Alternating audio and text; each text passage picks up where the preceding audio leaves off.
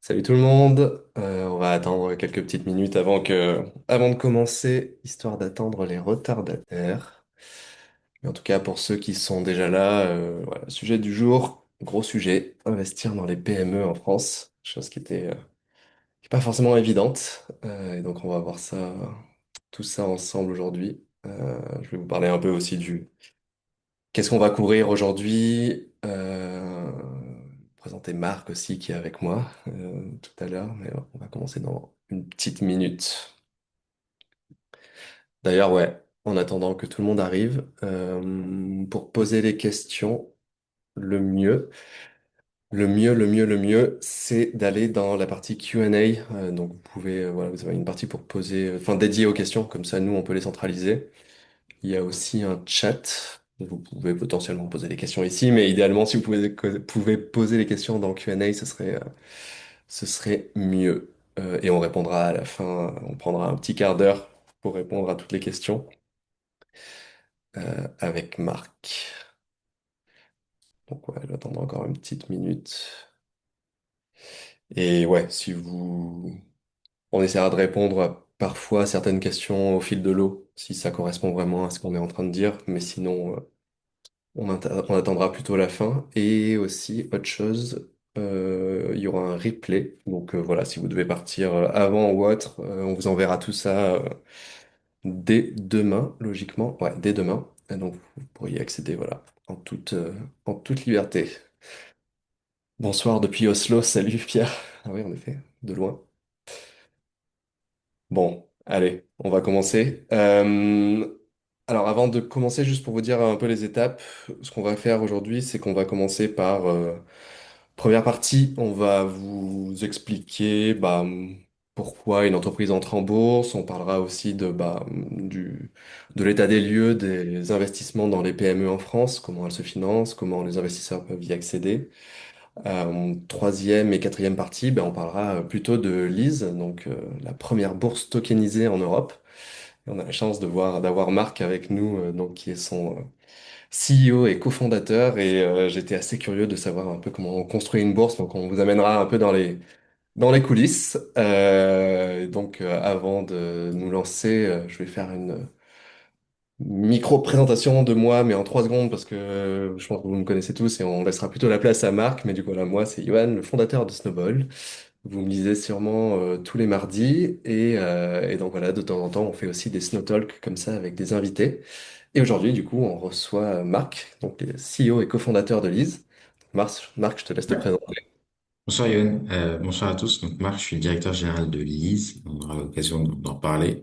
Je suis également dans pas mal de groupes de place pour faire avancer la tokenisation et les infrastructures de marché en France et en Europe parce qu'on parle d'une nouvelle technologie qui va changer le fonctionnement d'une industrie. Et évidemment, c'est des moments où on doit agir en action et pas en réaction. Et c'est un peu mon objectif. Ok, ouais, on parlera de Lise de toute façon plus en profondeur tout à l'heure vers la fin. Enfin, en deuxième partie plutôt de Talk, parce que c'est un sujet assez passionnant. Et oui, petit rappel, juste voilà, encore une fois, le petit disclaimer, tout ce qu'on pourra dire aujourd'hui n'est en aucun cas un conseil financier. Vraiment, voilà, si vous avez des questions ou autres, voilà, n'hésitez pas plutôt à vous rapprocher d'un conseiller en gestion de patrimoine ou autre. Mais aujourd'hui, c'est à titre pédagogique. Pour commencer par le commencement, j'aimerais te poser la question en gros, c'est quoi une bourse? Parce qu'avant d'en construire une, il faudrait bien déjà comprendre à quoi ça sert. Donc voilà, c'est ma première question, Marc. C'est quoi la bourse? Alors, une bourse, c'est une infrastructure régulée qui permet les échanges entre investisseurs de titres. Et c'est finalement une manière d'automatiser les investissements. Quand vous investissez dans le non-coté, vous le faites de manière manuelle, en bilatéral. Donc, vous allez vous chercher une société, une PME, vous investissez, vous avez des contrats juridiques, vous vous retrouvez au capital, vous voulez pas vraiment revendre, il n'y a pas de marché. La bourse, c'est une infrastructure qui va automatiser tout ça et qui va créer ce qu'on appelle un marché secondaire que vous connaissez tous, où vous avez un carnet d'ordre et vous avez la capacité de revendre et d'acheter des actions. Et ça, c'est vraiment l'intérêt de la bourse, qui n'existe pas dans le monde du non-coté. Et comme c'est un marché où il y a des prix qui se forment, une bourse, c'est mécaniquement très régulé. parce qu'elle va permettre la création du prix, mais elle va aussi permettre ce qu'on appelle le règlement de livraison, donc les flux. Parce que vous avez passé un ordre d'achat, vous avez passé un ordre de vente, il va bien avoir des flux financiers qui vont fonctionner. Et donc la bourse va opérer tout ça, être le chef d'orchestre de l'intégralité des flux qui vont vous permettre de devenir actionnaire, d'acheter une obligation, d'acheter n'importe quel instrument financier coté. Euh, Normalement, une bourse, c'est encadré par la CPR et l'AMF, mais dans le cas de Lise, on a plusieurs autres rôles à Lise. Donc, on est passé devant, enfin, on a eu un agrément qui a été donné par la CPR, l'AMF, la Banque de France, mais également la Banque Centrale Européenne et l'ESMA. L'ESMA qui est l'équivalent européen de l'AMF. Normalement, une bourse, il n'y a pas tout ça, mais c'est juste que notre cas va un peu plus loin parce qu'on a un fonctionnement très inédit et on va en revenir, mais ça fait que on est un peu plus régulé. Néanmoins, on pense qu'on peut apporter des choses que les autres bourses peuvent pas apporter. Ok. D'ailleurs, ouais, juste question sur le l'ESMA par rapport à l'AMF. Du coup, c'est l'ESMA qui donne les règles et ensuite l'AMF qui les applique ou c'est pas vraiment comme ça? Quand vous avez des textes européens, vous avez ce qu'on appelle le niveau 1, donc c'est la loi, donc ce qui est dans les règlements européens. Ce qu'on Ouais. appelle le niveau 2, c'est l'ESMA qui va amener de la doctrine au marché et répondre à des Q&A. Donc l'ESMA a ce rôle-là que peut pas avoir l'AMF. Et après, l'ESMA, dans notre cas de figure, nous fait passer devant son collège pour valider notre dossier. Une fois qu'on est validé, donc ça on est passé, on rentre dans les mains de l'AMF qui est le superviseur. Donc c'est lui au quotidien. Ok, je vois. Très clair. Ok, très clair sur le fonctionnement d'une bourse. Et bah du coup, la deuxième question, tu nous as dit que voilà, on comprend mieux le rôle d'échange, de fluidifier le marché. Et la question, bah du coup, c'est une entreprise peut lever des fonds si elle veut auprès de banques, etc. Donc, quel est l'intérêt, en gros, pour une entreprise d'entrer en bourse, que ce soit financier ou autre? Alors, quand une entreprise fait une introduction en bourse, une IPO, l'acronyme en anglais, son but, c'est d'augmenter son capital, donc d'émettre des actions et de faire entrer des nouveaux actionnaires. Donc déjà, avant toute chose, c'est une augmentation de capital. Et donc, une société a besoin de faire des augmentations de capital quand elle a besoin de fonds propres. À la différence de la dette, où la dette, vous allez la rembourser, donc ça augmente votre endettement. Mhm. Donc, émettre de la dette, ça augmente votre endettement. Faire une IPO, une augmentation de capital, ça diminue votre endettement. Parce que le ratio d'endettement, ça se calcule sur fonds propres. Et donc, ça permet aux entreprises d'assainir leur bilan et de renforcer leur capacité à investir. Parce qu'on ne fait pas la même chose avec de la dette qu'on fait avec des capitaux propres. Je vous donne un exemple. Si on veut créer une usine qui va vous permettre pendant 30 ans de générer des nouveaux, enfin, plus de production et faire plus de chiffre d'affaires, mais c'est des investissements lourds qui vont durer plusieurs années, ça s'appelle des CAPEX, et ben là, pour le coup, la dette, suffisant. Il faut avoir des fonds propres. La réalité, c'est que aujourd'hui, c'est compliqué de trouver des fonds propres, notamment quand on est des PME et des ETI industriels, alors que la bourse, jusqu'à les années, on va dire 1995, finançait massivement les PME. Et donc nous, on veut relancer les instructions en bourse parce qu'on pense qu'elles sont vertueuses. Elles permettent à la fois à des sociétés de trouver des fonds propres et deux, à des investisseurs évidemment d'y investir. L'autre point, c'est que les fonds propres débloquent tout. Quand vous avez une PME qui fait une IPO et donc disons qui lève quelques millions, bah son bilan c'est un CENI. Et donc votre banquier qui pouvait pas vous faire de la dette, bah, il se retrouve à vous dire oui parce que vous êtes moins endetté. Et donc vous avez moins de risques pour le banquier. Donc ça vous permet de débloquer d'autres financements et de faire des effets de levier. En plus de ça, ça permet, et tu l'as écrit sur le site, de donner de la visibilité. Parce que quand vous êtes une PME industrielle, c'est assez dur de donner de la visibilité, de se faire connaître. Une IPO, c'est un moment où elle a tous les yeux qui la regardent et c'est assez important pour permettre à la boîte de rentrer dans une autre dimension. Et l'autre point qui est positif dans notre cas, c'est qu'une bourse, ça a des règles de communication. On oblige les sociétés cotées à nous faire, Mhm. à suivre des règles. On est une bourse pour PME ETI, donc on a des règles adaptées. Donc c'est vraiment très acceptable. Néanmoins, ça permet d'avoir des sociétés qui sont transparentes. Donc c'est des sociétés où vous pouvez voir qu'elles suivent les règles. Donc ça donne confiance notamment à leurs clients, qui sont parfois des très gros clients des sociétés du CAC 40.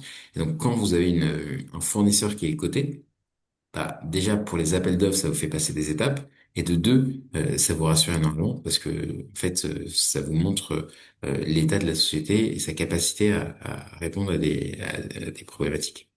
Ouais. Ok, je vois, très clair. D'ailleurs, ouais, je veux juste revenir sur ce que tu as dit, qu'il y a eu un âge d'or des entrées en bourse 95, mais quelle est la raison enfin, qu'est-ce qui s'est passé que ça s'est calmé? Mhm. En fait, jusqu'à dans les années 90-95, il y avait des bourses régionales. Il n'y avait pas une bourse. Donc il y avait des bourses dans chaque région. Il y en avait 7. Et donc il y avait une vraie côté proximité avec les PME parce que Ah ouais? vous connaissez la place financière de Lyon, elle existe un peu. À l'époque, c'était vraiment un truc très puissant. Dans les années 90, il y avait un mouvement de centralisation qui dépassait même la finance. Donc on s'est dit, OK, faut qu'on centralise pour réduire les coûts. Et la bourse de Paris, qui était la bourse d'Île-de-France, est devenue Euronext Ouais, et a absorbé toutes les bourses régionales.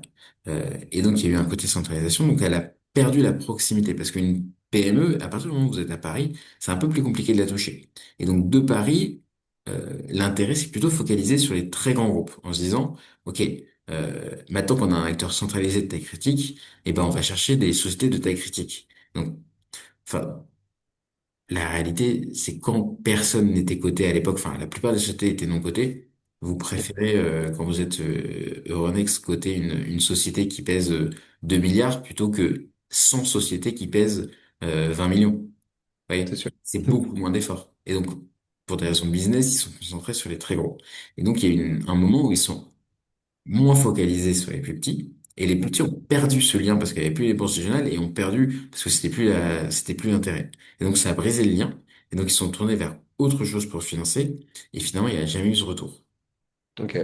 Ouais, super intéressant. Ouais, je n'avais pas cette historique. Ok, très très clair. Bah justement, aujourd'hui, tout le monde peut investir dans Nvidia, Tesla, etc. Et donc, on peut comprendre l'intérêt, ce qui est de capter la valeur, mais du coup, est-ce que pour justement dans ce socle de PME en France, bah, quel est l'intérêt pour l'investisseur? Est-ce qu'il y en a un? J'imagine que oui. Si oui, lequel? Alors, l'intérêt, il est important. Alors, d'un point de vue macro, on parle souvent de rediriger l'épargne vers l'économie réelle. Ouais. C'est très compliqué à faire. Et pour toutes les personnes qui nous écoutent, si demain vous avez envie d'investir dans une PME industrielle de votre région, comment vous faites? Bah, vous en avez aucune idée. Vous faites pas, finalement. Mhm. Et la réalité, c'est que c'est devenu très dur d'investir dans des PME. Vous avez le private equity, mais il disait qu'il va viser certaines typologies de PME et c'est un fonctionnement très différent. Donc, vous choisissez pas la boîte, il y a des frais de gestion, et vous n'avez pas de marché secondaire. La bourse, c'est la voie royale. Euh, vous avez une société devant vous. Vous avez une infrastructure qui vous assure quand même beaucoup de règles sur la société. Donc, vous avez accès à de la documentation de qualité. Je vous inviterai à la regarder parce qu'honnêtement, on est fiers de ce qu'on arrive à produire chez LIS sur les émetteurs parce que c'est de l'information de qualité qui permet aux investisseurs de prendre une décision dans les bonnes conditions. Ça, c'est important. Et vous avez aussi la capacité d'avoir un marché secondaire. Donc ça, c'est complètement inédit. On est les premiers à le faire. Vous investissez dans une PME industrielle. Déjà, vous investissez en quelques clics et ça n'existe pas. Et en plus, une fois l'opération terminée, le marché secondaire commence. Et donc, comme tes zones que tu as demandé, Nvidia, etc., que tu as indiqué, et vous allez pouvoir racheter ou revendre. Et ça n'existe pas dans les PME. En tout cas, ça n'existait pas. Et donc, ça permet de rendre l'investissement beaucoup plus léger, puisqu'on a la capacité de le revendre, si on veut. Ou on peut avoir la capacité de réinvestir par la suite. C'est de la Ok. bourse. Et l'autre avantage énorme de la bourse, c'est que, comme on détient directement l'action et vous devenez directement actionnaire, eh ben, c'est très transparent et il y a très peu de frais. On y reviendra sûrement, mais investir en bourse, c'est la manière la moins coûteuse en termes de frais d'investir. Vous Ouais. n'avez pas de frais de souscription, vous n'avez pas de frais de garde, vous n'avez pas de frais de création de compte, vous n'avez pas de frais de crédit. Et les seuls frais, c'est quand vous allez revendre, et on va parler de quelques dixièmes de pourcentage, donc 0,25 maximum. Ce Mhm. qui fait que, à la différence de beaucoup d'autres manières d'investir, la bourse, c'est la manière avec le moins de frais d'investir. Et en Ouais. plus, on y reviendra également, l'introduction en bourse permet de profiter de tous les avantages fiscaux. Donc finalement, le modèle, en tout cas, c'est pour ça que j'ai créé Lise, qui me semble le plus sain. Et comme l'objectif de Lise, c'est de trouver une solution à ce besoin de rediriger l'épargne dans notre tissu économique, et ben on Mhm. voulait avoir quelque chose de sain, parce que tant qu'on n'a pas quelque chose de sain, on n'arrivera pas à le faire. Ouais. Ça, c'est clair, ouais. Et en plus de ça, enfin, on parle beaucoup de start-up, etc. C'est un peu le rêve de plein d'investisseurs, mais on se rend pas compte que bah, il y a plein de PME qui ont des croissances aussi extrêmement belles et qui génèrent aussi beaucoup de croissance. Donc, c'est une possibilité d'accéder bah, à cette Ouais. croissance-là Ouais. aussi. Bah, surtout, enfin, Lise est une fintech, donc je vais parler contre moi. Mais l'économie française, c'est pas les startups, hein. Ouais, bah oui, oui. Bah d'ailleurs, ouais. C'est pas du tout les startups, hein. L'économie française, c'est les PME et les ETI. Et la Mhm. France est un pays PME. Et Ouais, si on considère que seules les startups qui se représentent 0,01%, j'en sais rien, doivent être financées, en fait, on a compris. Et le but de ça, c'est de se dire, OK, mais quand on parle d'économie réelle, c'est quoi l'économie réelle? Et c'est le but de la série d'après. Mais c'est ouais. les oubliés de la bourse, mais pas que, c'est les oubliés tout court. Mhm. Ouais, parce que aujourd'hui, je sais que, enfin, juste, on s'écarte un peu du sujet, mais j'étais curieux de savoir parce que tu, tu peux, il y a comment dire, les, je cherche le mot, pas les mini caps, les small caps, Microcap. etc. Donc, il y a des possibilités aujourd'hui d'entrer en bourse, mais qui sont extrêmement lourdes. Et du coup, la plupart des PME n'y vont pas, tout court. Non. Oui, c'est excessivement lourd. Aujourd'hui, hormis sur Lise, faire une introduction en bourse, ça a coûté 400, 500 000 euros de frais fixes. Ah Donc, si ouais. vous allez chercher 2-3 millions, vous devez sortir 500 000 euros avant même de faire l'opération. C'est pas possible. Donc, c'est pour ça que ça très peu. En plus, c'est trop lourd. Et donc, la réalité, c'est qu'aujourd'hui, les PME se financent pas par la bourse. Ouais. Ouais, ouais, ouais, c'était ouais, question parenthèse, mais oui, du coup, oui, je voulais revenir un peu sur la partie. Bah oui, c'est un terrain de jeu qui est que pour les grandes entreprises, mais bah, on en a parlé un peu justement, on s'est avancé, on a parlé du coût d'une IPO traditionnelle, et enfin, le coût, il est pas, en plus, il est pas que financier, il est aussi administratif, enfin, Mm. vraiment enfin, juridique. Bon, c'est inclus dans les coûts, mais il y a aussi des process que tu dois gérer en interne, enfin, c'est gigantesque, ouais. C'est très lourd, c'est très compliqué pour une PME d'opérer une bourse. Et c'est tout l'intérêt de l'IS, c'est qu'on a digitalisé le process d'IPO. Donc c'est le premier process d'instruction en bourse qui est digital. Et d'habitude, une IPO, c'est plein d'intermédiaires. Le listing sponsor, la bourse, le dépositaire central, l'agent payeur, la banque de placement, la Comfy, le wire. Donc c'est une IPO, ça prend, même si vous êtes une PME, vous avez besoin de 6 7 fournisseurs. Avec Lise, on s'occupe de tout. Donc vous avez besoin de que nous et tout va se passer sur une plateforme. Et vous allez, via cette plateforme, en incluant votre commissaire aux comptes et votre cabinet d'avocat, ça on en a toujours besoin, c'est essentiel, euh, aller au bout. Donc une IPO devient beaucoup plus réaliste et en plus beaucoup moins coûteuse.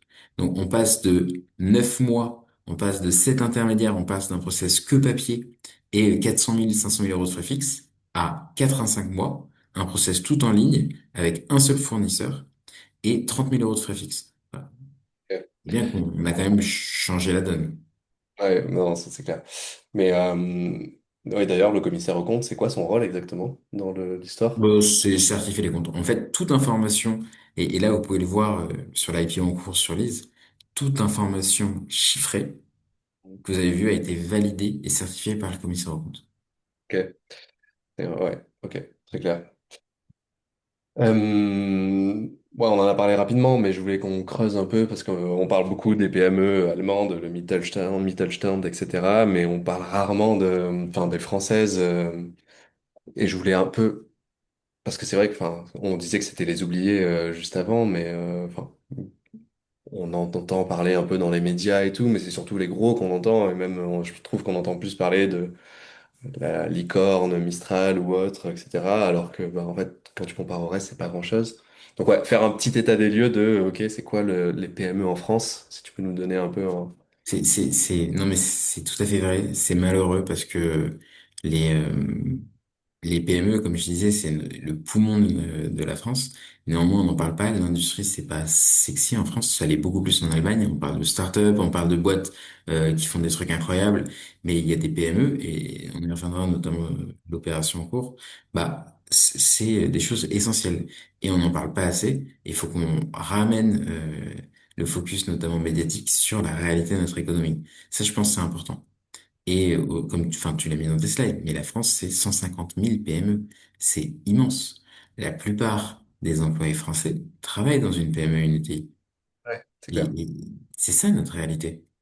Ouais. D'ailleurs, enfin, c'est marrant, enfin, moi, enfin, et toi aussi, je pense que tu évolues dans le milieu des startups, mais souvent, c'est même parfois un peu péjoratif, tu sais, quand on dit, ah ouais, toi, t'as fait une PME, genre, c'est moins bien qu'une startup. Bon, je l'ai souvent entendu, ce truc-là, alors que, bah, en C'est vrai, il y a plein de malheureux. PME qui sont rentables déjà, qui génèrent plein d'emplois, c'est assez fou, ouais. Ouais. Mais c'est vraiment une culture qu'il faut changer, je pense, et ça c'est important. C'est que les startups c'est très bien, on a besoin d'innovation, on a besoin de technologie, et Lise est une fintech, donc j'ai pas de problème. Mais ces niches, ça sera toujours les startups des pionniers qui vont faire bouger des choses. Mais le but d'une startup à un moment c'est de devenir une ETI. Ah oui, On c'est doit pas clair. rester une startup. Euh, Ouais, c'est ça la réalité. Et il faut pas s'enfermer dans un carcan, il n'y a pas d'opposition. Et en fait, les PME, ça restera le poumon. La startup, ce sera peut-être le catalyseur, peut-être quelques boîtes qui vont faire bouger des choses vite, mais notre économie, ça reste néanmoins des PME. ouais. Puis c'est tout à fait logique, ouais. Donc, ouais, et en plus, si tu leur donnes on va dire, du financement facilité, bah, la croissance sera potentiellement aussi plus élevée dans ce terreau-là de PME, quoi. Et ça, c'est sûr. Bien sûr. Et en fait, juste un point important, c'est que là, on parle de TI, PME, mais j'imagine qu'il y a des gens qui nous écoutent, qui habitent dans des régions de France ou dans des villages, et parfois il y a une PME, une ETI qui fait un peu vivre le village. Et vous voyez bien que si elle lève des fonds propres, elle fait une deuxième usine, ça rajoute de l'activité, ça ramène une pharmacie, ça ramène des médecins. En fait, c'est ultra concret. Et quand Ouais, on parle de ces problématiques de région, c'est souvent lié à des PME, des ETI qui sont là, qui ont de l'activité ou d'autres qui ferment et donc ça fait disparaître tout lié au village et c'est ça la réalité. ouais. Non, c'est beaucoup plus concret que certaines startups ou autres, ça, c'est sûr. Hmm. Euh, Ça, t'en as un peu parlé, donc je sais pas si on est obligé d'y aller Ah, rapidement. ça, c'est un point important, je Ouais. pense. Aujourd'hui, les PME se financent qu'en dette. Personne ne les finance en D'accord. fonds propres. On veut changer ça, mais aujourd'hui, personne ne les regarde pour des fonds propres, elles savent pas faire. Donc, on leur veut amener une solution qui n'existe pas. Et ce qui fait, et à chaque fois, on me dit, ah, c'est positif, mais c'est un peu compliqué. On a profondément pas de concurrents. Personne ne va les voir pour leur proposer des fonds propres. On est une bourse, mais finalement, comme tu le dis, il y a 150 000 PME. Donc, nous, ça serait beaucoup plus simple d'avoir des concurrents parce qu'on va pas faire 150 000 IPO. Ouais. Et ça permet de faire de l'évangélisation. Donc, on se retrouve à faire beaucoup de choses. Et c'est un peu triste, même pour la France, que personne d'autre va leur parler. Et donc, c'est que de la dette. Et aux États-Unis, les PME, c'est beaucoup plus de capital. Elles vont vers la bourse, elles trouvent du capital. Et c'est une des raisons pourquoi l'économie américaine, elle est plus véloce. Parce que leurs PME sont capitalisées. Est-ce que c'est lié au fait que je connais pas trop le système, enfin je connais les principales bourses, mais est-ce que je me dis est-ce qu'ils ont aussi des bourses plus régionales, plus petites à l'échelle du pays ou pas vraiment? Alors, si c'est dû aux bourses, c'est aussi dû à la culture financière des Américains qui sont un peu plus envie d'investir. Et le troisième point, c'est dû à la retraite par capitalisation, qui fait que ça va beaucoup vers les PME. Ouais, ouais, ouais. Oui, c'est redirigé parce que du coup tu as les fonds qui investissent Mais dans. les fonds de pension investissent massivement dans les PME aux US. Ok. Super intéressant. C'est marrant de voir les différences entre les pays comme ça pour des raisons Mm. culturelles ou autres quoi. Bah, on attaque, on va rentrer dans le cœur du réacteur, parler un peu plus de Lise et des coulisses notamment. Mais là, j'avais plus commencer par le très macro. La mission, je pense qu'on l'a un peu compris dans tout ce que tu as dit. En fait, l'IS, c'est très nouveau. On est le seul acteur à faire ça en France, en Europe, dans le monde. Et on amène une nouvelle technologie, un nouveau fonctionnement de bourse. Et c'est très, très différent. C'est un vrai changement de paradigme. Et donc, quand on a pensé l'IS, quand j'ai pensé l'IS, je me suis dit, OK, toutes les choses nouvelles, toutes les choses technologiques, il faut pas qu'elles fassent de la technologie pour faire de la technologie. On se retrouve dans des bulles, dans des choses qu'on veut pas faire. Donc, comment on arrive à démontrer l'intérêt de cette technologie et donc de Lise pour quelque chose où on n'a jamais eu de réponse.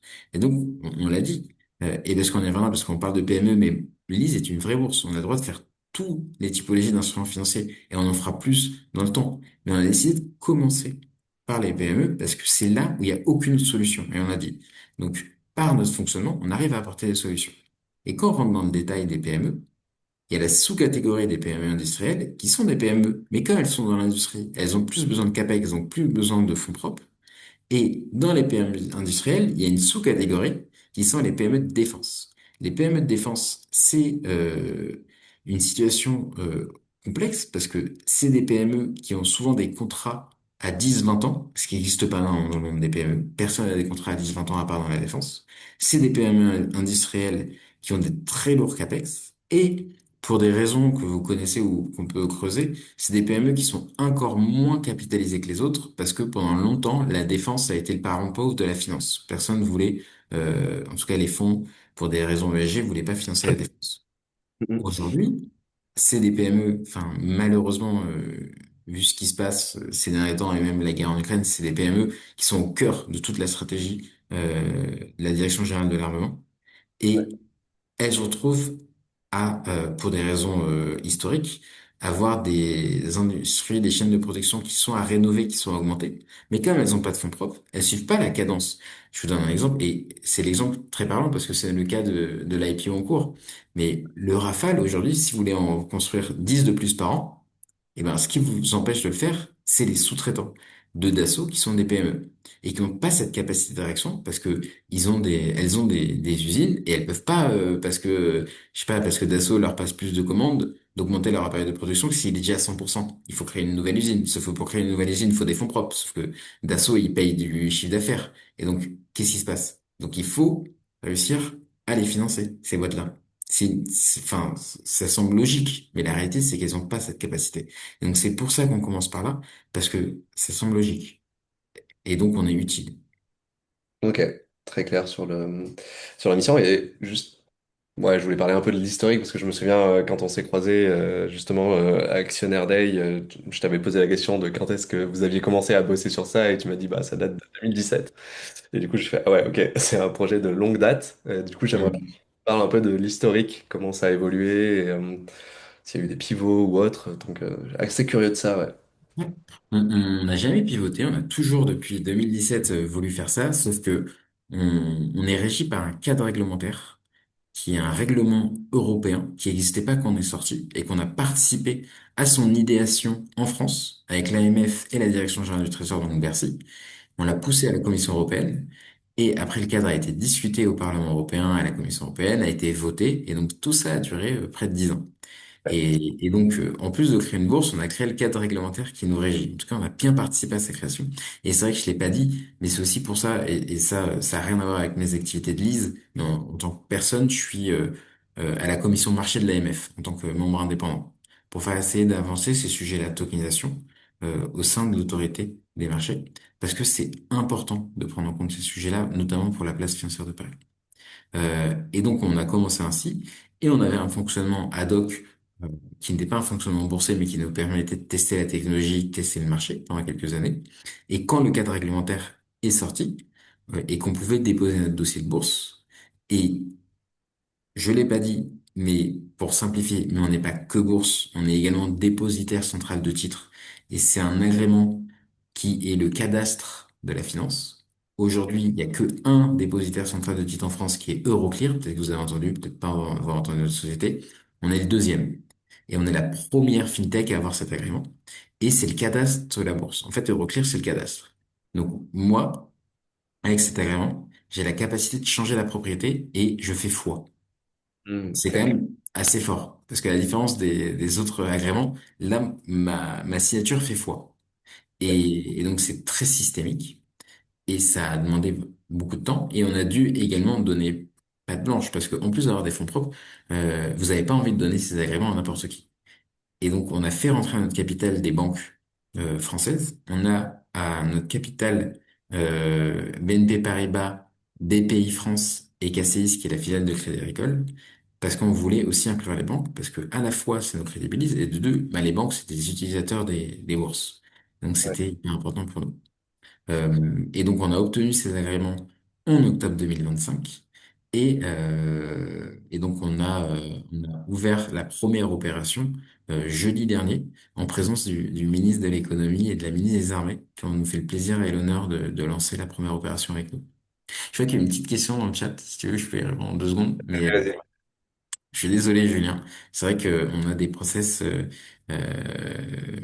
d'inscription qui sont ce qu'ils sont. Par contre, j'ai des équipes support qui seraient ravies de vous aider. Donc, n'hésitez pas, on a un chat, c'est des humains, c'est pas un IA. Donc, demandez toute l'aide que vous voulez. Ouais, les KYC, c'est toujours un sujet.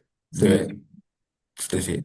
Pour ceux qui savent pas, les KYC, c'est juste la validation de l'identité, mais pas que la personne est un être humain, quoi. On Mm. demande. Et j'en profite également, il y avait une question de Sophie, mais j'y ai un peu répondu. La première IPO a été lancée jeudi dernier, donc c'est la toute première. Donc ça sera, voilà, on lance et on a ouvert la bourse il y a 4 jours. Et ouvrir une bourse, c'est une chose qu'on vit une fois tous les 100 ans, donc c'est un moment assez particulier pour nous. Et donc c'est la première opération, et donc première fois qu'on va pouvoir utiliser l'IS pour financer l'économie. Félicitations, parce que c'est vrai que, bon, faut s'accrocher, quoi. Parce que vu le parcours, là. euh, Justement, j'allais te couper tout à l'heure parce que je sais qu'il y a pas mal de personnes qui connaissent pas le mot, mais après je me suis rappelé qu'on allait en parler justement sur la tokenisation. On entend beaucoup dans tous les sens depuis 2021, 2022, ça se développe. Donc si tu pouvais un peu nous Ouais. expliquer ça. Alors, l'IS est une vraie bourse qui s'échange chez des actions cotées avec un ISIN. En investissant sur l'IS, vous devenez actionnaire de la société. C'est une action cotée, vous avez droit de vote, droit de dividende, etc. Sauf que nous, on fonctionne avec une technologie qui est la tokenisation, ce qui nous permet d'être beaucoup plus efficient et de fusionner donc le rôle de dépositaire central de titres que j'ai dit et de marché, ce qui n'était pas possible à faire avant. Et la tokenisation, c'est un mécanisme qui permet d'avoir de l'unicité dans le monde digital. Par exemple, je sais pas si Johan, tu as une voiture, mais si si tu m'envoies je sais pas, ta carte grise, ça me rend pas propriétaire. Tu me l'as juste envoyé, tu l'as toujours dans tes mails.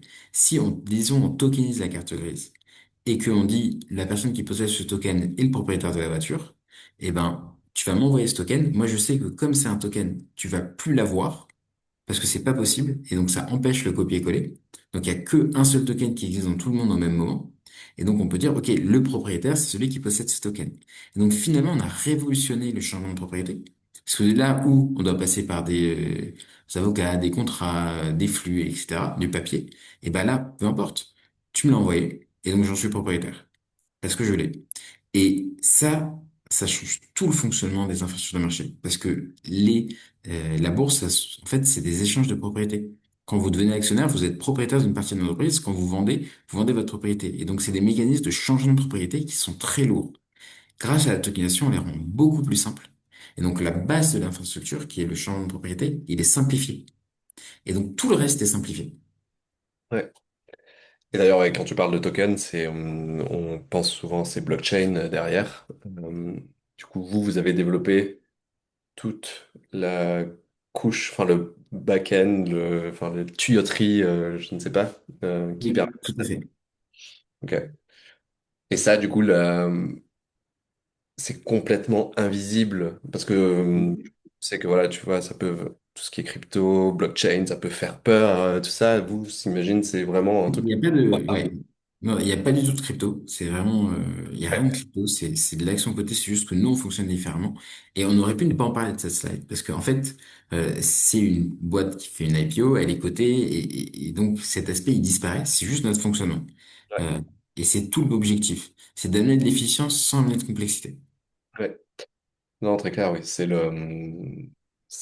l'efficience tout court. Ok, c'est clair sur ça. Donc le pourquoi, bah je pense que tu viens d'expliquer, mais je pense qu'il y a des trucs qui sont intéressants là-dedans, qui Oui. n'existent pas dans les bourses traditionnelles, même si ça commence j'ai vu que Nasdaq, etc., commençait à réfléchir sur la cotation 24 heures sur 24, tout ça. Mais bon, ouais, si tu peux un peu avancer les divers avantages, ça pourrait être sympa. Alors, la bourse, aujourd'hui, peut-être que vous le savez, elle l'ouvre le matin, et elle ferme à 17h30. Déjà, ça paraît logique, mais ça l'est pas vraiment en 2026 d'avoir des fonctionnements comme ça. Et elle est fermée le week-end. De plus, quand vous achetez une action en bourse, vous vous rendez peut-être pas compte, mais le règlement de livraison, donc le fait que vous allez recevoir l'action et vous allez payer, ça prend 2 jours. Ça passe par beaucoup d'intermédiaires qui sont une chambre de compensation, le réseau Swift, les placements de la BCE, le dépositaire central de titres, l'agent payeur, enfin voilà, une chaîne d'intermédiation très lourde. Et ça n'a pas changé depuis 40 ans. Donc ça coûte très cher et c'est très lent d'opérer une bourse. Et en plus, c'est ouvert sur des horaires de bureau. Mhm. Lise, c'est la première bourse au monde à être 24 sur 24, 7 jours sur 7. Donc vous vous connectez un dimanche à 2 heures du mat, bah, vous avez accès à la bourse. Il n'y a aucune autre bourse qui peut vous permettre ça.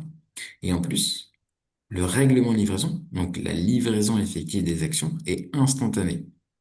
Et ça permet de simplifier toute l'infrastructure. Et dans un monde qui vit en instantané, parce qu'aujourd'hui on a de l'instantané virement, et ben la bourse est le dernier acteur qui fonctionne pas en instantané. Donc le but c'était de l'amener. Et par ces fonctionnements, on réduit le nombre d'intermédiaires, on réduit les délais, on réduit les risques et donc on réduit les coûts.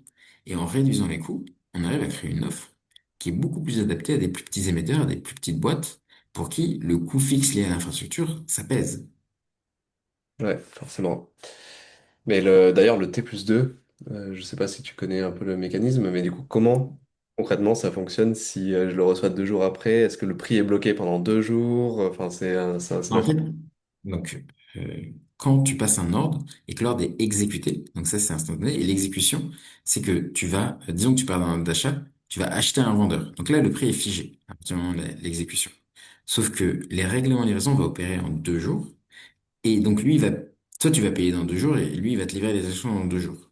Donc comme il y a un risque de contrepartie sur 2 jours, la chambre de compensation va se positionner au milieu. Donc tu ne vas pas acheter au vendeur, tu vas acheter à la chambre de compensation qui, elle, a acheté au vendeur et inversement. Elle va faire tampon. Ouais. Et les flux vont être envoyés en 2 jours. Mais donc le prix a été fixé à l'avance. Mais Ok. toi, tu payes 2 jours après. Et ça pose plein de mécanismes dans ce rôle de chambre de compensation. Donc il n'y a pas de différence sur le prix, mais ça rajoute énormément de lourdeur et de process. Ok. Non, très clair. On est comment ça fonctionnait, mais c'est plus clair. Ok. Tu nous avais parlé un peu au début du cadre réglementaire, mais j'aimerais bien avec des termes simples, si j'y arrive, c'est vrai que la partie réglementaire elle est toujours un peu compliquée, mais j'aurais bien aimé creuser ça et le pourquoi aussi, parce que tu nous as dit que ouais, vous étiez les seuls à avoir un certain agrément. Alors, Pourquoi? on est la seule infrastructure française à cumuler le rôle de bourse et de dépositaire central de titres. Ouais. Et on est la seule infrastructure européenne à le faire pour de l'action cotée. Donc, elle a la capacité de le faire pour des IPO. Et on est la Ok. seule au monde également, parce que personne d'autre encore, même si New York Stock Exchange et le Nasdaq avancent, ils n'ont pas encore fait. Donc l'IPO qu'on a lancé jeudi dernier, c'est la première IPO tokenisée au monde. Et on est content pour une fois que sur des nouvelles avancées technologiques, ça se passe en France. Et c'était aussi quelque chose qu'on voulait, ouais, qu'on voulait essayer de montrer avec cette opération. Ouais. Et c'est quoi l'avantage du coup d'accumuler les deux? Euh, C'est ce qui nous permet de faire de l'instantané. C'est ce qui nous permet de passer de 7 intermédiaires à un. Ok, ok, ouais, c'est ce que tu nous avais dit au début, ouais.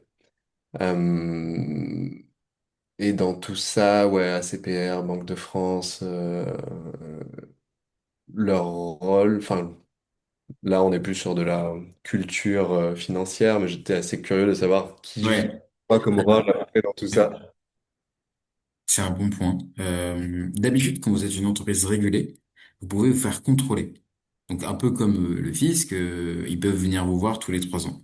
Nous, nos agréments sont tellement lourds qu'on est une des très rares sociétés en Europe qui est pas contrôlée, qui est surveillée. Donc, tous les mois, l'ACPR, la Banque de France et l'AMF nous demandent, on va dire, un récap de tout ce qui s'est passé le mois dernier. Ouais. Et ça, on le fait chaque mois et ça permet d'avoir un peu ce contrôle mensuel. Mais ce qui est sain, parce qu'au moins, bah, tous les mois, ils voient ce qui se passe. Et par contre, l'ESMA, l'Eurocem et la BCE, ils ont surtout joué un rôle le fait qu'on a reçu l'agrément. Aujourd'hui, en daily, on est avec les régulateurs français. Ok, très clair sur le rôle de chacun. Ouais. Bah justement, ouais, j'étais curieux de savoir. T'as besoin de quoi comme équipe pour construire tout ça? Parce que ça paraît tellement complexe et technique que... Bah, oui, c'est très tech. C'est très tech. Il y a beaucoup de compliance. Il y a beaucoup Ouais, de juridique. Ops, quand je dis Ops, c'est opérateur, c'est les personnes dans mes équipes qui vont opérer les IPO, qui vont vérifier les documents des émetteurs, qui vont s'occuper de bien faire en sorte qu'ils publient le compte. Enfin, c'est tout l'opérationnel lié aux émetteurs, mais aussi la gestion des opérations sur titre. Quand il y a un dividende, c'est eux qui vont gérer les dividendes, etc. Et après, les sales, c'est ceux qui vont parler aux émetteurs pour leur dire qu'on existe. ouais. Ok. D'ailleurs, aujourd'hui, votre moyen de distribution, donc particulier en direct, est-ce que vous visez aussi de passer par des CGP, des conseillers en gestion de patrimoine ou autre ou... Donc pour cette première opération, tout se passe sur lys.com en direct. Mais après, et donc ça va prendre quelques mois, mais on va se connecter à toutes les banques et donc vous pourrez investir sur les actions cotées sur lys directement de votre compte titre, sans sortir de votre banque. Et ça sera hyper fluide. Et finalement, vous tapez le nom d'une action cotée sur Euronext, ben, l'ordre va chez eux, vous tapez le nom d'une action cotée sur lys, l'ordre va chez nous, et ça montre à quel point c'est la même typologie d'instrument. Ok. Ah ouais, super intéressant. Ouais, du coup, ça vous ouvre vraiment une énorme vanne de distribution. Tout à fait. Et c'est tout l'intérêt de la bourse, c'est que c'est une action cotée, donc c'est juste une autre bourse pour un broker. Oui, en fait, si je résume, c'est un peu comme si aujourd'hui on allait sur nasdaq.com et on achète une Tout à action fait. Nasdaq, sauf que bah, aujourd'hui, en fait, on va plutôt sur Trade Republic ou Bourso et en fait, ça passe par cette bourse, mais parce qu'ils n'ont pas l'interface directe pour acheter quoi. Il y a un autre message de Richard. Bah, Richard, pareil, je suis désolé d'apprendre ça, mais je vous en prie, mettez un message sur le chat et quelqu'un va vous aider. Je sais qu'ils sont sur le qui-vive pour faire en sorte que ça soit simplifié. Ouais.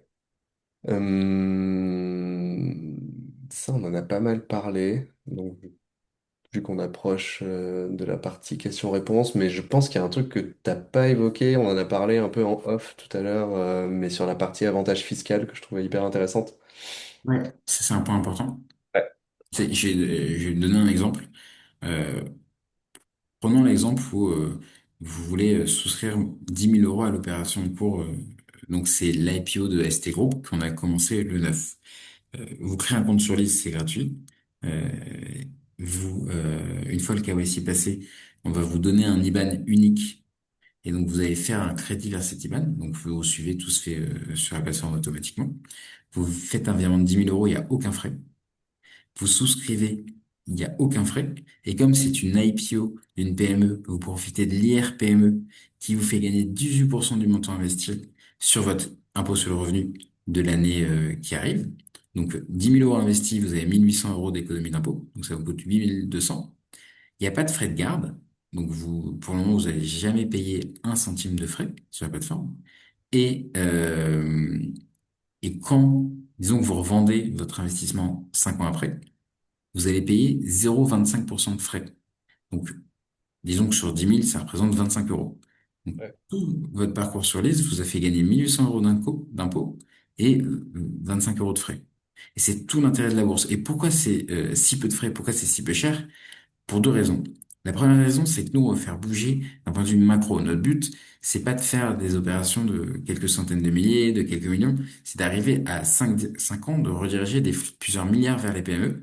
Et les frais nous empêcheront de faire ces chiffres-là. Parce que les frais, ça permet, voilà, peut-être de faire des coups rapides, mais pas de faire des choses qui changent. Donc c'est un, la raison principale. Et de deux, notre business model repose aussi sur les émetteurs.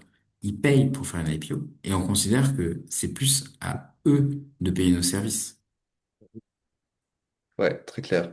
D'ailleurs, attends, juste on reste sur la partie fiscalité, mais si demain vous vous êtes connecté à Bourso, Fortunéo, etc., est-ce qu'on pourra investir dans des PME via le PEA, par exemple, vu que c'est une action française Tout à Ouais, fait, PEA, PEA, PME, complètement. ok. Non, non, super intéressant, ouais, c'est vrai que ça. Bah, du coup, et tu peux combiner les 18% que tu évoquais, plus les avantages fiscaux du PEA? Alors, ils sont différents, mais oui. Mais, Ok. euh, mais donc pour le moment, donc il faut le faire sur Lise. Donc Ouais. vous profitez de ces 18%. Ouais, donc là, on parlait plutôt de demain, mais oui, en effet. Ok, c'est très clair. Je voulais qu'on parle un peu des risques parce que évidemment on peut pas les nier. Bah voilà, si tu peux lister un peu ceux qui existent pour quand tu investis dans une PME, ça peut être intéressant, je pense, pour les gens aussi. Une PME, c'est une société, donc c'est de l'action. Donc une action, ça veut dire des risques de perte en capital, possiblement, puisque la PME, on l'espère pas, mais elle peut faire faillite, c'est la vie. Et donc vous prenez un risque sur la société. Le risque de liquidité, donc ça veut dire que vous avez investi, vous voulez revendre, ben, il faut qu'il y ait un marché secondaire fourni. Nous, c'est notre but de faire en sorte qu'il y ait le plus de liquidité possible, mais c'est un risque qui existe. La volatilité, c'est que le cours sur les petites sociétés, il peut faire effet plus yo-yo que sur les grands. Et donc, il faut parfois être plus patient. Donc, il faut essayer d'avoir une vision peut-être un peu plus long terme que sur une entreprise du CAC 40. Après, il y a le risque lié à l'activité. Par exemple, je donne un exemple qui est parlant, mais si vous investissez dans une société qui fonctionne avec énormément d'hydrocarbures, bah là, ce qui se passe malheureusement en ce moment, ça fait qu'elle va subir plus que les autres. Et inversement. Et donc, il faut bien comprendre aussi bah, la réalité des sociétés. Ouais, Et donc là, la première boîte, c'est une boîte qui est dans la défense. Et donc, il y a des risques, il y a des opportunités aussi, hein, parce que mécaniquement, quand il se passe des choses, d'autres secteurs en profitent.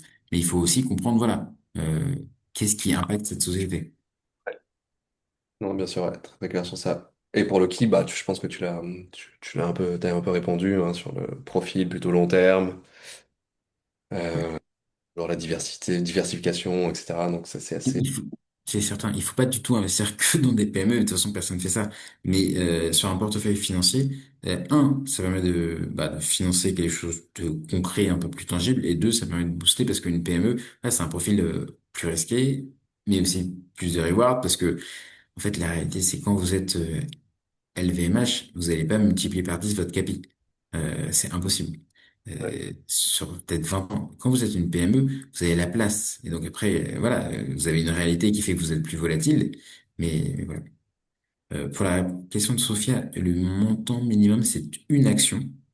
Et dans le cas de la première opération, elle est à 18 et quelques euros. ouais, ça reste accessible. Et le maximum, c'est lié à la Le taille, maximum. pas de maximum. Ouais, c'est la taille de l'opération, mais Pas grave. et pour répondre à la question de Tony, quand vous allez sur Lise, vous avez une page sur la souscription et vous allez voir les docs légales. Donc, quand on fait une IPO, il faut qu'on fasse des documents. Et vous avez le document d'information qui permet de faire appel public à l'épargne, qui est admis. Et donc, c'est le premier document. Il est très complet. Et là, vous avez vraiment tout. Il est vraiment très, très, très complet. Il y a que des bourses qui arrivent à faire des documents de cette, entre guillemets, qualité. Donc, j'invite à le regarder. Vous avez un autre document qui sont euh, l'admission, donc le fait qu'on a accepté l'IPO. Et donc, c'est moi qui l'ai signé en tant que directeur général de Lise, et c'est j'ai accepté le document d'information. Vous avez un troisième document qui c'est le document marketing. Donc, on a repris le document d'information, mais on l'a rendu plus digeste. Et donc, ça vous permet de mieux comprendre plus facilement. Et le quatrième, c'est un guide de souscription. Donc, je vous invite à lire les quatre, à minima à lire le doc marketing. Et si vous pouvez lire le document d'information, je pense que c'est très bien de le lire. Oui, c'est l'avantage, c'est ce que tu disais, hein, c'est la transparence, c'est que tu as accès à tous les chiffres, etc. Après, le truc qui est moins peut-être accessible après, c'est les actualités régulières. Je sais même pas d'ailleurs comment ça se passe, ouais. Bah, les sociétés cotées chez nous ont une obligation de communication semestrielle. Et donc, tous les semestres, tous les actionnaires vont recevoir toute la documentation. Et ouais, moi j'avais un Mais, doute, vous c'était avez- un trimestre ou semestre. alors, normalement, c'est trimestre pour les grosses sociétés, mais dans le cas des PME cotées, ça tombe au semestre. Parce que Ok. trimestre, c'est impossible pour une PME. Ouais, non, ouais, c'est clair, c'est tellement lourd. Les avantages, je pense qu'on les a tous évoqués déjà. Plus en parlant de la partie imposition. Euh, je regarde s'il y a des choses qu'on aurait pu creuser, marché régulé, interface. Ouais, bon, je pense que l'interface, quand même, vous êtes bien mieux que beaucoup. La concurrence, bah, tu nous as dit qu'il n'y en avait pas, en gros, ou Alors, il y a d'autres projets de bourse qui fonctionnent de manière similaire en Allemagne et en Lituanie notamment et une en Espagne, mais ils font pas d'action. Donc c'est pour ok. nous, on ne considère pas que c'est concurrent parce que, ok, ils fonctionnent un peu pareil, mais ils ont pas du tout les mêmes cibles, les mêmes produits, les mêmes... Donc, donc voilà. Et Donc sur donc, la... et donc nos concurrents, ça va plutôt être tout ce qui apporte des fonds propres aux PME, mais comme je l'ai dit, il n'y en a pas vraiment. Donc, et malgré ce qu'on pense, c'est franchement, j'aimerais avoir des concurrents parce que le Ouais, marché est trop grand. On parle du besoin de fonds propres des PME françaises, il est à des dizaines et des dizaines, voire des centaines de milliards. Enfin, donc le marché est immense pour moi et si j'avais des concurrents, j'aurais moins de évangélisation à faire. Donc voilà, c'est pas toujours si simple. ouais. Attends, il y avait une question de Joseph sur... Qu'est-ce que c'est? En fait, et c'est une très bonne question. Alors, on a le droit de coter pas que des PME, donc elles peuvent rester sur le marché, il n'y a aucun problème. Si votre question était très précise sur le fait qu'on était un marché de croissance au sens de MIF 2 et donc qu'on a un marché de PME, on a le droit d'avoir 50% de nos émetteurs qui sont plus des PME. Donc Ok, c'est réglementé, donc ouais, tout est prévu. Et donc on leur souhaite de plus devenir des PME et de grossir chez nous. Et c'est tout le but. et une entreprise peut de toute façon changer de cotation, de bourse Tout à fait. comme elle veut, ouais. Ok, très clair. Et ouais, non, il y avait aussi une petite sur la partie évolution de Lise, là où vous voulez aller. Tu nous as parlé d'autres produits, potentiellement d'autres produits financiers. Euh, Oui, alors comme je t'ai dit, on a une bourse de plein exercice, donc on commence par l'action et l'action de PME, mais ouais, on va faire plein d'autres choses, dont les obligations. Donc les obligations, c'est les dettes cotées. Donc une PME qui aurait été cotée chez nous, ça lui permettrait de faire du non dilutif en parallèle et des fonds.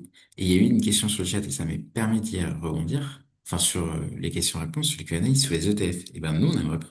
Un ETF pourrait être coté sur l'ISE. Et c'est tout l'objectif, c'est d'être une bourse à part entière avec un fonctionnement très différent, avec du 24/7, mais qui permet de repenser la manière de fonctionner des bourses et des produits. ouais.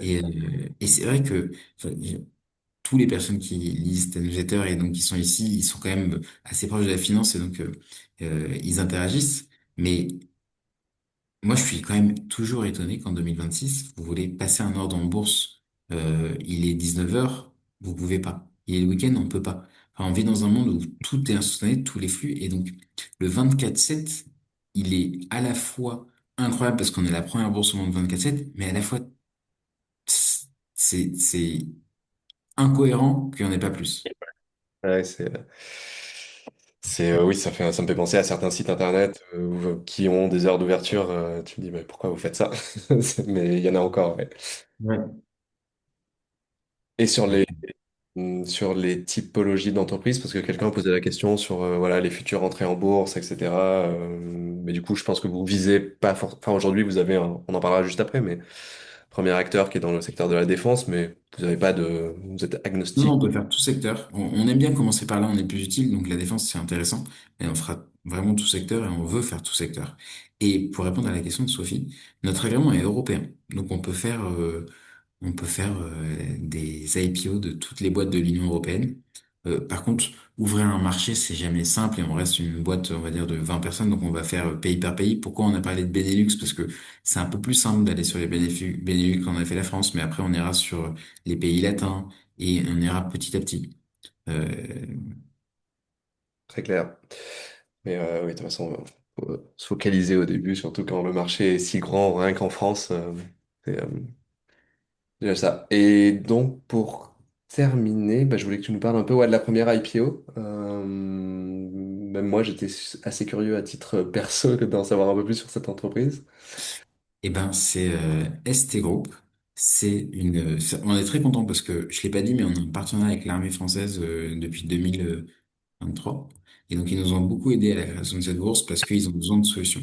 Et donc, c'est une société de la base industrielle et technologique de défense, de la BITD. Et c'est une PME qui est spécialisée dans la conception et fabrication de pièces composites haute performance, notamment pour l'aéronautique, notamment pour le Rafale. Donc, dans les Ok. Rafales, dans tous les Rafales, il y a des pièces de cette PME. Et donc, c'est exactement ce qu'on voulait faire parce que vous voyez, il va y avoir une augmentation et les budgets de l'armée ont été augmentés et ils vont continuer à augmenter. Et donc la chaîne de production va augmenter. Et c'est ce genre de PME-là qui doivent suivre la cadence. Parce que comme Ouais. je t'ai dit, si on veut fabriquer plus de Falcon, plus de Rafale, plus d'Airbus, à la fin, évidemment que Dassault et Airbus, eux, ils suivent la cadence. Enfin, c'est des grands groupes qui sont hyper véloces, qui sont agiles, enfin qui sont agiles, en tout cas qui ont la capacité de réagir. Les PME sous-traitantes, c'est plus compliqué. Et donc, il faut préparer ça. Donc les carnets de commandes vont augmenter, mais les PME ont besoin de revoir leur outil industriel, elles ont besoin de passer en cadence. Et donc on est content parce que c'est l'exemple concret et on parle de choses quand même importantes. Enfin, une PME qui fait des pièces qui sont dans tous les rafales, bah, pour nous, on se sent utile en finançant, enfin, en faisant une IPO de cette boîte chez Lise. Donc c'est exactement moi ce que je voulais faire. Et l'autre point, c'est que c'est une PME industrielle et c'est la réalité de notre industrie. On parle souvent de l'industrie de la BITD, donc c'est l'industrie des PME de défense. C'est près de 4000 PME en France et qui Ouais. sont des PME industrielles qui sont vraiment les grands oubliés. Et il y a eu l'année dernière, en mars, un événement conjoint entre Bercy et le ministère des Armées pour relancer le financement. Et on a fait l'ouverture de l'IPO le 9 avril, qui était l'anniversaire annuel de cet événement. Et donc c'est pour ça qu'on a fait l'annonce en direct avec le ministre de l'économie et la ministre des Armées, parce qu'on veut cristalliser, on veut être la solution à cette problématique structurelle de financement des PME de la BITD. Et, et, et comme je l'ai dit, hein, quand on crée quelque chose d'aussi nouveau que l'ISE, la seule manière d'exister, c'est d'être utile. Et je pense, en tout cas, que ST Group, ils ont une utilité, surtout aujourd'hui, qu'ils ont besoin de fonds, mais aussi on a été utile pour cette société parce qu'elle a besoin de capitaux propres. Et voilà. Ok, très clair. Petite question de Sophie. Est-ce que les banques partenaires vont pousser ST Group auprès de leurs clients? Alors, c'est une très bonne question. Comme je disais au début, pour la première opération, il faut s'inscrire sur lys.com. Parce que les connexions aux banques, ça prend quelques mois, voire quelques années. Donc, on a initié. Et donc, ça arrivera, mais pas pour la première. Et donc, sans ces connexions, c'est un peu compliqué de pousser ça aux banques. Mais ça arrivera. Et c'est tout l'objectif. Et vous avez bien raison de le dire, alors faire rentrer les banques à notre capital. Sur la deuxième question, Anthony, bah, on va bientôt recruter. Une fois cette OIPO réussi, on va devoir s'étendre. Et donc, je vous invite à un suivre, deux envoyer. Je crois que c'est recrutement@lys.com si je me trompe pas, mais je pense que vous pouvez trouver sur le site. Ou sinon, contactez sur le chat. N'hésitez pas. Et pour Guillaume, combien de temps la fenêtre d'investissement restera ouverte? L'IPO dure au maximum jusqu'au 24 avril. Vendredi dans Elle a 2 semaines. été lancée, voilà, et elle a été lancée en fin de semaine dernière. Donc elle vient d'être lancée. Et ensuite, les gens pourront échanger en secondaire, c'est ça? Tout à fait. Une fois la IPO terminée, le marché secondaire commence et donc les personnes vont pouvoir acheter, vendre, etc. Ok. Oui. Et ouais, sur l'après aussi, vous visez donc 2 IPO, c'est ça? Par mois, d'ici 18 mois? Ouais, alors l'objectif c'est d'avoir une cadence assez forte. Donc on va prendre 18 mois pour rentrer en industrialisation de notre process. Mais après, c'est de faire 2 IPO par mois. C'est énorme, 2 IPO par mois, parce que je crois que l'année dernière, il y a eu 3-4 IPO dans toute la France. Et donc on multiplierait par 10 le nombre d'IPO par an en France. Ouais. Et c'est là où on serait vraiment utile. Et on veut arriver là. Et donc c'est vraiment notre objectif. Ok, très Mais très clair. donc, la première, elle cristallise tout ça. Vous savez, lancer quelque chose de nouveau, c'est jamais simple. Et donc, voilà, cette première opération, elle est importante pour nous. C'est pour ça qu'on est content que c'est une société de la défense parce que elle montre vraiment nos attentions. Et donc, on est ravis de vivre ce moment qui est dense, hein. Je vous cache pas que même moi, hein, euh, j'ai des journées à rallonge et je suis ravi de faire ça à 20 heures et j'ai encore d'autres choses après. Et c'est un moment qu'on vit qu'une fois. Enfin, je vivrai qu'une fois le lancement de l'ISIF, je vivrai qu'une fois la première IPO, je vivrai qu'une fois la première bourse. Donc c'est un moment important et Ouais. Et ouais, ça c'est clair, il vaut mieux. Il faut le savourer, même si ça demande du temps. ouais, Beaucoup de travail. Bah, en tout cas, ouais, celles et ceux qui veulent aller découvrir l'IPO qui est en cours et que tu me dis jusqu'au 24, donc vendredi, pas celui-là, celui d'après. Donc en gros, là, les actions, tant qu'il y en a, c'est premier arrivé, premier servi, hein, c'est ça tout à sur. fait. Exactement. Donc tant qu'il y en a dispo, allez-y, c'est lise.com, c'est facile. D'ailleurs, bravo pour avoir chopé le lise.com, ça n'a pas dû être évident, non? Non, c'était pas évident du tout. C'est moi qui l'ai acheté aux États-Unis. pour le coup, mais je voulais être simple. Et LIS, c'est l'acronyme de London, qu'est-ce que je dis? Lightning Stock Exchange. Parce que Oui. comme on fonctionne en règlement de livraison instantané, Ouais, et ben on voulait montrer ce côté-là. Et en plus, moi j'aime bien le côté avoir un prénom parce que ça, voilà, c'est plus simple de s'en rappeler notamment.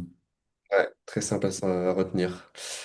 Bah, si vous avez quelques questions, on peut prendre 5 minutes. On a répondu à pas mal de questions déjà, mais si voilà, s'il en reste quelques-unes, n'hésitez pas. Et gardez en tête que le chat de Lise, c'est pas des IA, donc vous pouvez aussi vous poser vos questions. Moi, ça me remonte. Alors, on est 24/7, mais le chat à 3 heures du matin, peut-être que ça sera possiblement plus en IA, mais en tout cas, là, c'est sûr que c'est des humains. J'imagine que d'ailleurs, il y a des sujets, juste moi j'ai une petite question, mais les sujets IA au sein de Lise, est-ce qu'il y a des idées ou autres? Enfin, vous aimeriez intégrer quelque chose ou pour l'instant c'est pas. Alors, on utilise notamment pour permettre de faciliter la documentation des émetteurs dans le processus IPO, la valorisation des sociétés. Donc, si, ça fait gagner du temps et ça permet de réduire les coûts. Ouais. Pour répondre à la question d'Anthony, en fait, le droit boursier prévoit que pour qu'une IPO soit réussie, il faut atteindre 75% du montant. Si le montant n'est pas atteint, tout le monde est instantanément remboursé. Et donc, vous avez zéro frais, rien coûté, voilà. Et Ouais, ça reste sur votre compte bancaire. très bonne question. Euh, ok, IA, donc c'est plutôt pour ouais, fluidifier les process en interne et d'IPO, très clair. Bah écoutez, je pense que s'il n'y a pas d'autres questions, on a fait le tour. Dans tous les cas, on pourra répondre aux questions, même quand on mettra en ligne ou autre, on répondra dans les commentaires. Donc même si vous regardez cette vidéo plus tard, n'hésitez pas à laisser ou même à aller sur lys.com et contacter le support, hein, tout simplement. C'est, je pense que le mieux à faire. En tout cas, merci beaucoup Marc. Franchement, c'était passionnant. J'ai appris plein de trucs que je savais même pas sur les bourses, donc très cool. J'ai appris pas mal de trucs. J'espère que vous aussi, vous avez appris des choses. Et encore une fois, bah voilà, n'hésitez pas à aller explorer tout ça sur lys.com. Lisez bien les docs marketing de ST Group, etc. Et bah, merci Marc. Merci, Owen. Merci à tout le monde d'être venu un lundi soir Pendant m'écouter. Bah, merci tout le monde. Allez, à très bientôt. Et puis passez une très bonne soirée. Et on se revoit Bonne bientôt. soirée. Au Allez, ciao. revoir.